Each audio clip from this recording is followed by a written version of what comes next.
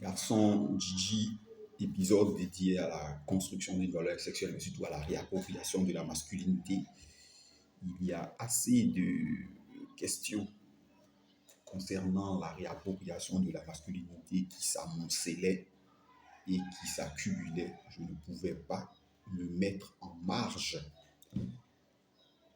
de cet impératif catégorique, parce que c'est comme ça que Garçon Gigi a commencé. Et donc, je suis dans l'obligation mathématique et manuelle de revenir à notre programme. Et le sujet qui nous réunit aujourd'hui, c'est une question d'un abonné. Parce que il y a une jeune fille qui a posé la même question et un garçon comme vous. Donc, je reprends ça pour deux abonnés qui posent la question de savoir que ne sont-ce pas, c'est-à-dire, est-ce que ce ne sont pas les hommes qui ne sont pas amoureux, qui testent les femmes et qui veulent les soumettre à leur programme? C'est-à-dire, est-ce qu'un homme qui teste une femme, qui cherche à la soumettre à son programme, est véritablement amoureux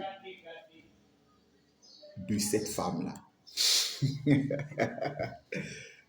Pour reprendre les termes de ce Zoulouman, et qui était une phrase phare d'un de nos professeurs quand nous étions au collège, notre professeur d'SBTP à son âme, M.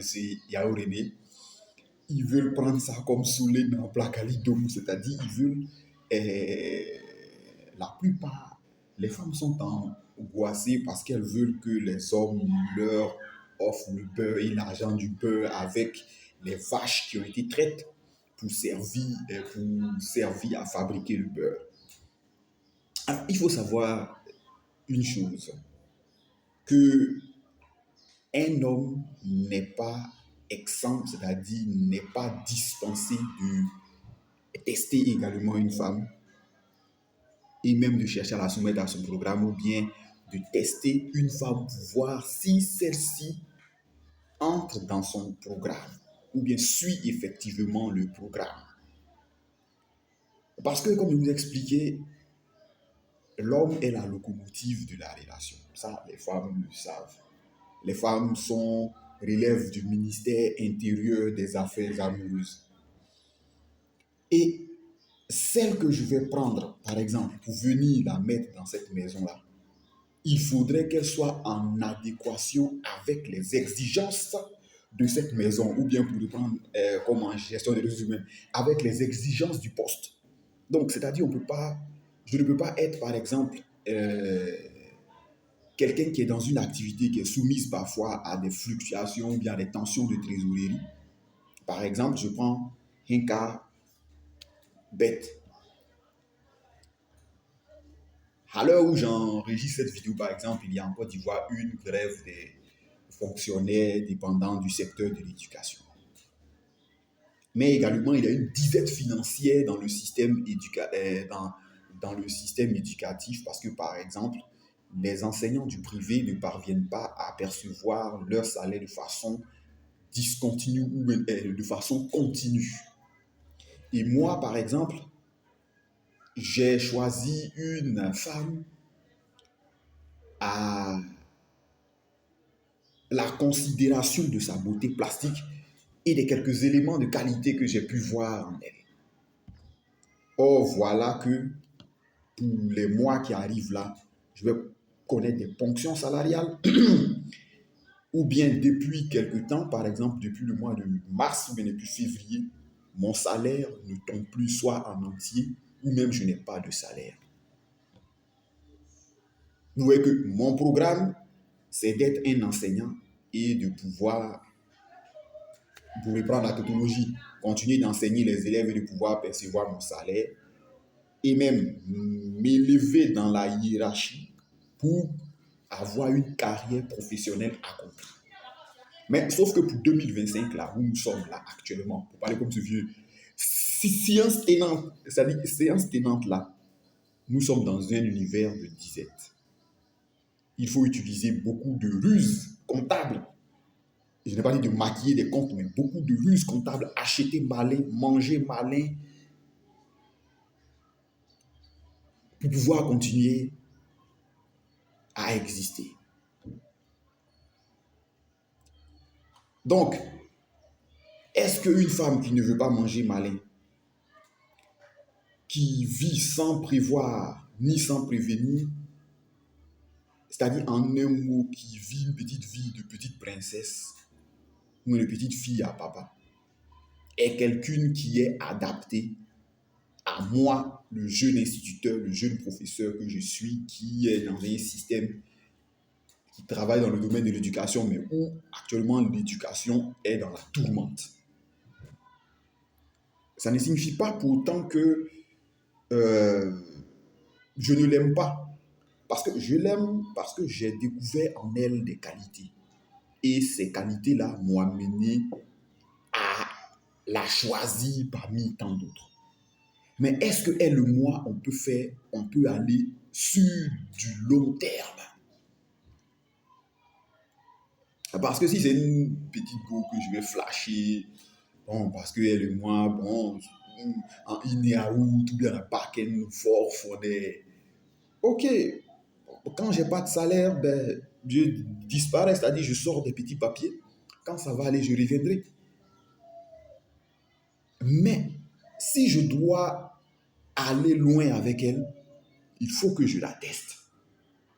Il faut que je la soumette à des tests. Et il faudrait qu'elle puisse passer ces tests. Parce que si elle ne passe pas ces tests-là, à mon corps défendant, ou bien pour le être mieux compréhensif, malgré moi, je serai obligé de me séparer d'elle. Parce qu'elle n'entre pas dans le cadre que j'ai fixé. Parce que le cadre que j'ai fixé là, c'est un cadre de lutte.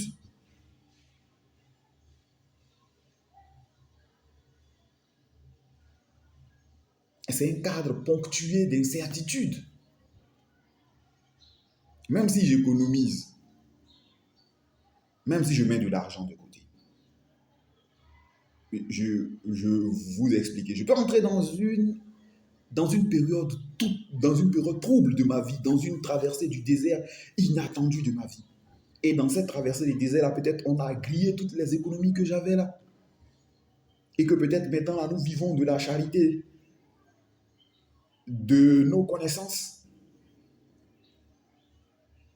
Donc, est-ce qu'elle peut supporter ça? C'est en ayant passé ces épreuves du feu là que je dis, ah voilà. Alors, beaucoup vont dire que dans ce cas-là, c'est que c'est plus de l'amour, c'est que c'est de l'intérêt. Et l'amour, ça cache de l'intérêt. Parce qu'on parle de l'attention. Qu'est-ce qui fait qu'une femme est attirée ou bien est flattée d'avoir ton attention? Mais c'est parce que ton attention, là, ça entre dans ses intérêts, ça entre dans son schéma de vie. Et donc, moi aussi, en tant qu'homme, il faut que je trouve quelqu'un qui entre dans le schéma de ma vie. Certaines femmes qui, si vous savez, disent, dans ces cas-là, toi, tu vas rester célibataire. Mais qui vous a dit que je ne vais pas finir par trouver celle-là qui correspond, qui entre dans ce moule-là, qui entre dans ce cadre-là? Ça prendra du temps. Peut-être que je devrais, ou bien je dois traverser des périodes de célibat. Mais je finirai par trouver cette chaussure comme Cendrillon qui entre à mon pied. Donc, un homme qui teste une femme et qui la soumet à son programme n'est pas moins amoureux d'elle. Il est amoureux d'elle, mais il cherche quelqu'un qui va tenir la baraque. C'est-à-dire quelqu'un qui, aux heures de disette, je lui confie la gestion intérieure ou bien ses pouvoirs pour la gestion. Elle a le plein pouvoir pour une gestion intérieure accrue. Si les vieux couples, je disais ça à une ici avant que vos grands-mères, imaginez-vous comment vos grands-mères s'occupaient. Mais vos grands-mères, elles faisaient des chants. Quand je dis vos grands-mères, ça concerne toutes les grands-mères de 1950 au début, ou bien même avant l'ère chrétienne, avant qu'on entre dans une société de consommation. Vos grands-mères, comment elles s'occupaient? Mais elles faisaient des petits jardins, elles faisaient des potagers où elles allaient planter des ignames, où elles allaient planter des courgettes, où elles allaient planter des tomates, où elles allaient... Si vous voyez que la pratique des cultures maraîchères est beaucoup répandue chez les femmes, là, c'est parce que ça remonte à ce temps. Parce que nous, les hommes, eh bien, quand on a fini, hein, on va à la chasse, on va s'adonner à des tournois, à des jeux et autres. Les données que je vous donne là sont des données universelles.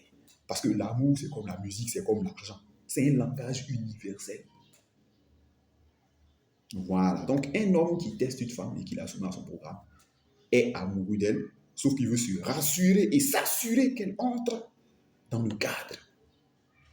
C'est tout. Ciao, on se retrouve pour une prochaine vidéo. D'ici là, portez-vous.